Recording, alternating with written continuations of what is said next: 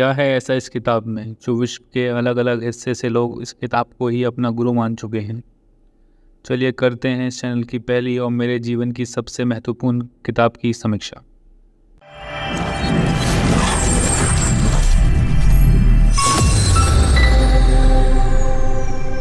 एक कहानी है बंगाल नागपुर रेलवे के एक वरिष्ठ अधिकारी भगवती चरण घोष के 11 वर्षीय पुत्र मुकुंद लाल घोष, जो नन्ही उम्र से पूर्व जन्म के सुखद कर्मों से अपने गुरु की तलाश में हिमालय जाना चाहता है और छुपकर अपने मित्र के साथ घर से भागकर हिमालय के सफर के लिए रवाना हो जाता है।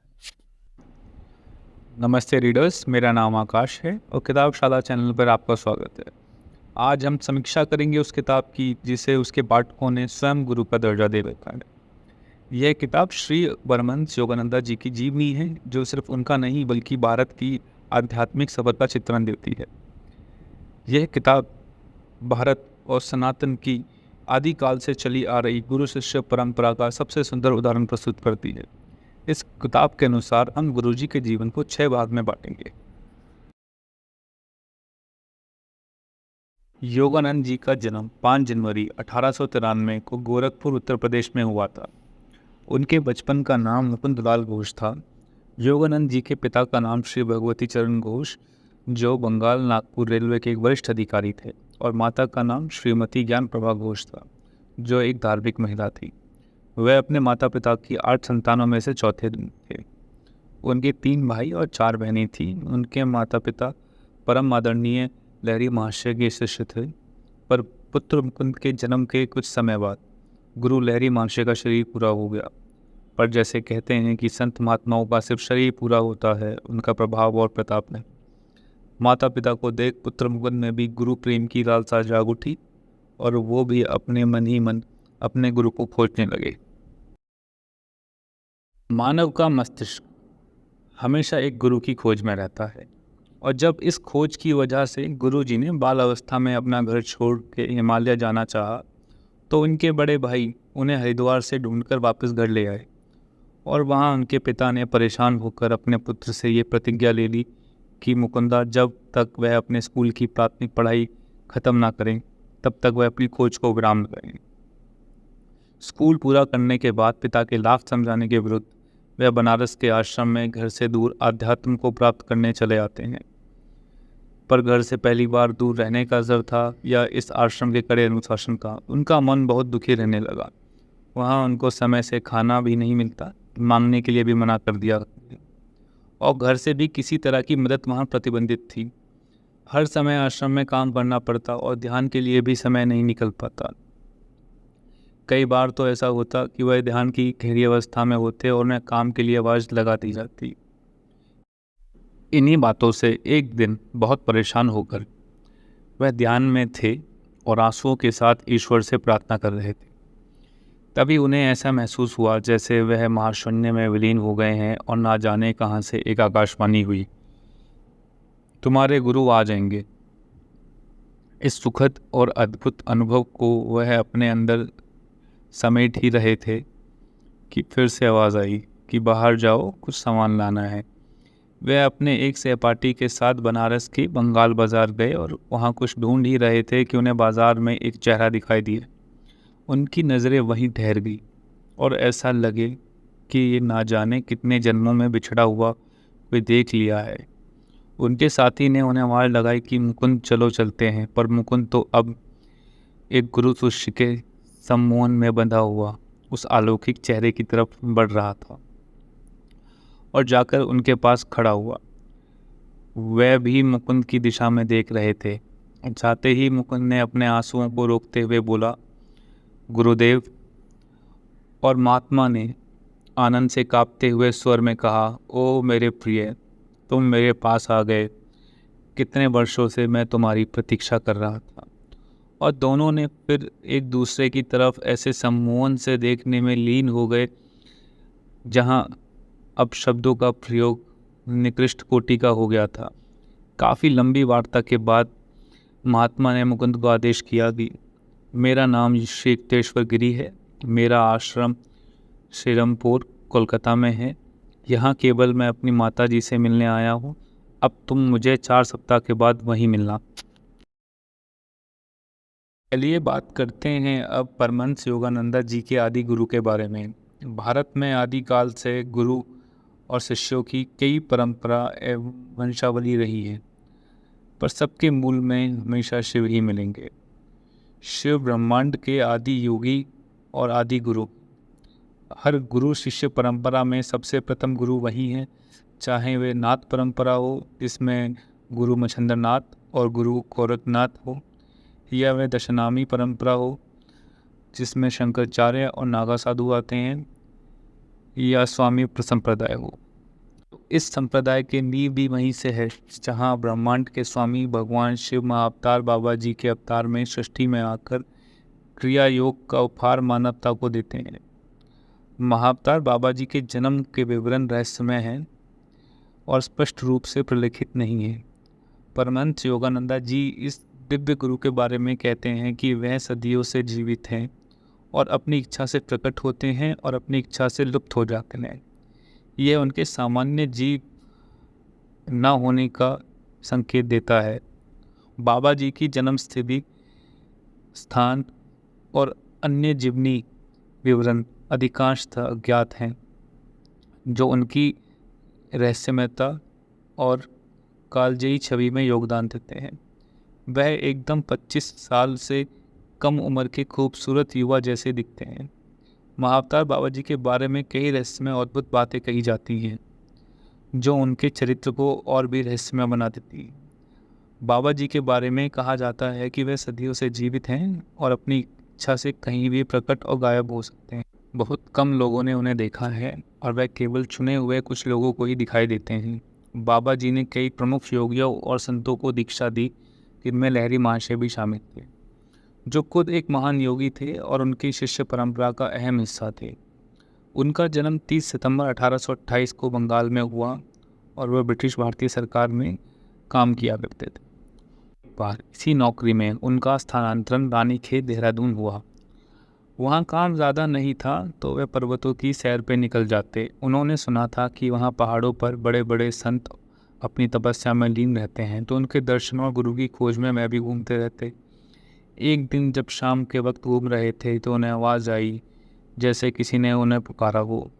वह उस दिशा में चल पड़े और पहाड़ पर चढ़ने लगे। थोड़ा चढ़ने के बाद उन्हें चिंता हुई कि अंधेरा भी हो रहा है, वापस जाने का रास्ता भी नहीं मिलेगा।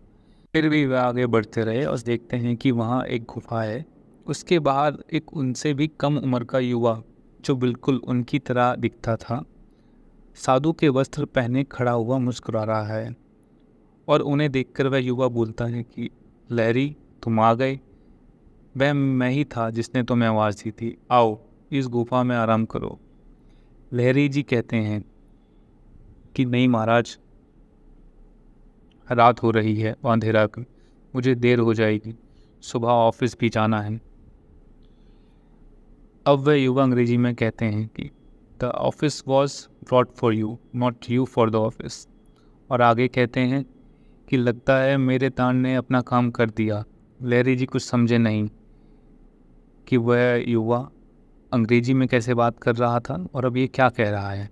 तो बाबा जी आगे कहते हैं कि मैंने ही तुम्हारे वरिष्ठ अधिकारी के मन को ये सुझाव दिया कि तुम्हें यहाँ भेजा जाए ताकि मैं तुमसे मिल सकूं और तुम्हें याद दिला सकूं कि तुम किस स्वामी परंपरा से हो और तुम्हारे जीवन का उद्देश्य क्या है। और ये कह के उन्होंने अपना अंगूठा लहरी महाशय जी के मस्तिष्क पर रख दिया। जैसे ही बाबा जी ने उन्हें छुआ, लहरी महाशय जी को सब याद आ गया। वह रोते हुए कहने लगे, मुझे सब याद आ गया, आप तो मेरे बाबा जी हो। इस गुरु शिष्य मिलन के बाद बाबा जी ने बताया कि लगभग 3 दशक पूर्व तुम्हारा पिछला शरीर पूरा हुआ, तब से मैं इंतज़ार में हूँ। फिर बाबा जी ने उन्हें क्रिया योगा का ज्ञान दिया और आगे का आदेश दिया कि बनारस वापस जाकर गृहस्थ आश्रम में रहते हुए समाज और मानव जाति के लिए परम उदाहरण बन के दिखाना है, ताकि सब तुमसे सीख लें और विश्व का कल्याण हो। पंत योगानंदा जी के जीवन में सिर्फ उनके गुरु ही नहीं, बहुत सारे चमत्कारिक संतों के दर्शन से प्रभाव पड़ा। स्वामी प्रणबानंद जी, स्वामी जी एक समय दो जगह प्रकट रह सकते थे। स्वामी जी के दो शरीर थे। स्वामी विशुद्धानंद जी, जो इत्र संत नाम से प्रसिद्ध थे। स्वामी जी की विशेषता ये थी कि वह हवा में सुगंध प्रकट कर सकते थे।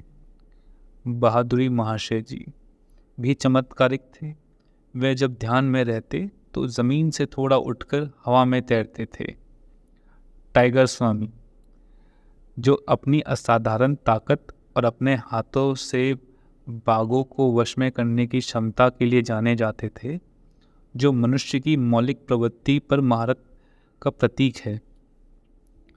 मास्टर महाशय स्वामी केवलानंद, भगवत गीता के एक विद्वान जिन्होंने दिव्य दर्शन का अनुभव किया और अपने सौम्य और संत आचरण के लिए जाने जाते थे। गिरिबाला, वह महिला योगी जो कभी नहीं खाती, एक योगिनी जो दशकों तक बिना कुछ खाए जीवित रही, पूरी तरह से अपनी आध्यात्मिक प्रथाओं और दिव्य ऊर्जा से कायम रही।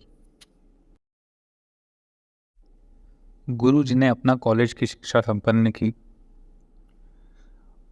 और इधर श्री युक्तेश्वर गिरि जी ने उनको स्वामी संप्रदाय में शामिल किया।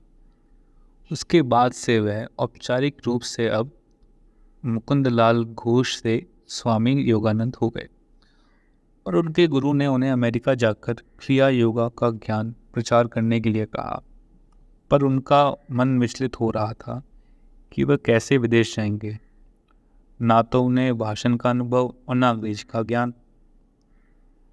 उनके गुरु ने उन्हें आश्वस्त किया, पर फिर भी मन में संशय थे। एक दिन अपने घर पर इन्हीं संशयों का समाधान ढूंढने के लिए उन्होंने ध्यान लगाकर ईश्वर की प्रार्थना शुरू की। घंटों बीत गए पर कोई जवाब नहीं मिला। आंखें आंसुओं से और चित्त परेशानी से भरा हुआ था। मन दुख और पीड़ा से बैठता जा रहा था। तभी घर के बाहर किसी के आने की आहट सुनाई दी। वह बाहर जाते हैं और देखते हैं कि एक युवा संत बाहर खड़ा हुआ है, जिसका चेहरा युवा लहरी महाशय जी से मिलता है। योगानंद जी सोचने लगे कि कहीं ये बाबा जी तो नहीं। सामने से उस युवा संत ने जवाब दिया कि हाँ, मैं बाबा जी हूँ और मैंने ही युक्तेश्वर को प्रेरणा दी ताकि तुम पश्चिम में जाकर इस क्रिया योग की विद्या से मानव कल्याण में अहम भूमिका निभा सको। परम आदि गुरु के दर्शन करके योगानंद जी का मन शांत हुआ और वह आगे के लिए तैयार थे। योगानंद जी पिता और गुरु दोनों की आज्ञा लेकर विदेश में क्रिया योग के प्रचार के लिए निकलते हैं। कई महीनों की पानी की जहाज यात्रा से अमेरिका पहुंचते हैं। योगानंद जी 1920 में बॉस्टन आए थे अंतर्राष्ट्रीय धार्मिक उदारवादियों की कांग्रेस में भाग लेने के लिए। उन्होंने धर्म का विज्ञान पर भाषण दिया, जिसे बहुत सराहा गया। 1920 में उन्होंने सेल्फ रियलाइजेशन फेलोशिप SRF की स्थापना की ताकि योग और ध्यान पर उनकी शिक्षाओं का प्रसार किया जा सके। विस्तार और व्याख्यान 1925 से 35। योगानंद जी ने पूरे संयुक्त राज्य में व्यापक यात्रा की। योग, ध्यान और धार्मिक शिक्षाओं की एकता पर व्याख्यान और कक्षाएं दी। उनके प्रेरणादायक बोलने के तरीके और गहरे आध्यात्मिक ज्ञान ने हजारों लोगों को आकर्षित किया। पहला मुख्यालय 1925 में उन्होंने लॉस एंजलिस में SRF मुख्यालय की स्थापना की, जो उनकी गतिविधियां और शिक्षाओं का केंद्र बन गया। रांची स्कूल, जिसे योगदा सत्संग ब्रह्मचारी विद्यालय के नाम से भी जाना जाता है, परमहंस योगानंदा जी द्वारा भारत में स्थापित एक प्रमुख शैक्षणिक और आध्यात्मिक संस्थान है। परमहंस योगानंदा जी ने 1917 में रांची में इस विद्यालय की स्थापना की। इस विद्यालय का मुख्य उद्देश्य छात्रों को न केवल शैक्षणिक शिक्षा प्रदान करना था, बल्कि उन्हें आध्यात्मिक और नैतिक शिक्षा भी देना था, जिससे उनका संपूर्ण विकास हो सके। छात्रों के शारीरिक, मानसिक और आध्यात्मिक विकास पर जोर दिया जाता था। उन्हें नियमित योग और ध्यान के अभ्यास के साथ साथ खेल और अन्य शारीरिक गतिविधियों में भी भाग लेने के लिए प्रोत्साहित किया जाता था।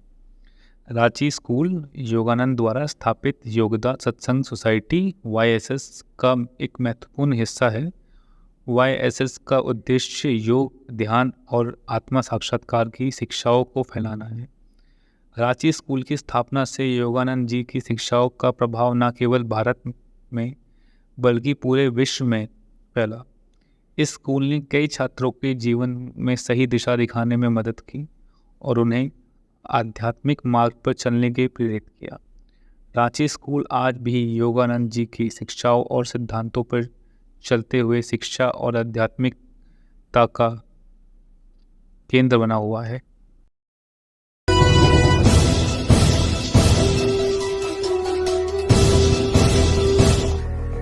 One book changed my life. That book is Autobiography of a Yogi, Paramahamsa Yogananda. This book is released by YSS. This book changed my whole life.